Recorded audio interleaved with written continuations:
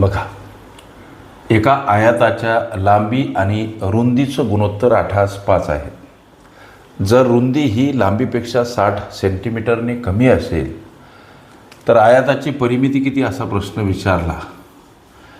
प्रश्न सोडवायचा कसा सर? लेखन आयताची लांबी आणि इथं रुंदी असे दोन शब्द मांडा. या लांबी रुंदीचं अर्थात गुणोत्तर प्रमाण 8:5 असं दर्शवलं.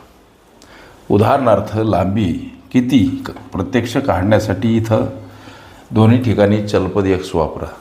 आता गणित म्हणते की रुंदी लांबीपेक्षा 60 सेंटीमीटरने कमी. याचा अर्थ या लांबी आणि रुंदीमध्ये 60 सेंटीमीटर एवढा फरक आहे. याचा अर्थ ही मांडणी करायची कशी? 8x वजा 5x म्हणजेच हे 60 सेंटीमीटर असलेला हा फरक. रुंदी ही लांबीपेक्षा 60 सेंटीमीटरने कमी. मग आता ही जर वजाबाकी केली 3x समोर 60, एक्सला एकटं करा, 60कडे जाताना 3 भागीला स्वरूपात मांडावे लागतात. संख्या परस्पर विरुद्ध बाजूने जाताना एखाद्या पदासोबत गुणिला असेल भागीला, भागीला असेल गुणिला, अधिक असेल वजा, वजा असेल अधिक, अंशस्थानी असेल छेदस्थानी, छेदस्थानी असेल अंशस्थानी मांडावी लागते. x म्हणजे हे 20 आलं. मिळाल्या एक्सची किंमत या समीकरणात 8 सोबत x गुणिला 8 गुणिला 20 होतील, कारण ते x म्हणजे 20 आले. हा गुणाकार 160 सेंटीमीटर ही होईल लेकरांनो लांबी. तर आता इथं 5 सोबत x गुणिला xचा व्हॅल्यू 20, हा गुणाकार 100 सेंटीमीटर ही होईल रुंदी.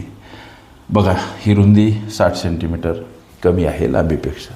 आम्हाला विचारली परिमिती. आयताची परिमिती काढण्याचं साधं आणि सोपं सूत्र तुम्हा आम्हा सगळ्यांना हे माहीत असलेलं, परिचित असलेलं.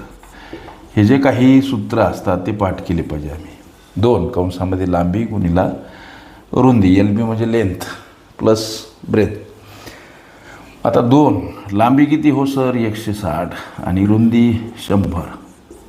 आता 2 कंसातील पहिले प्रक्रिया पूर्ण करा. कंस प्रथम सोडवा म्हणजे काय? कंसातील सगळ्या क्रिया पूर्ण करा.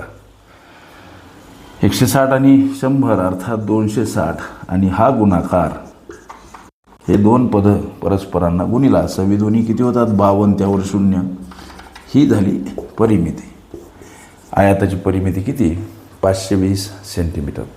हे तुमच्या विचारल्या प्रश्नाचं उत्तर. ओके.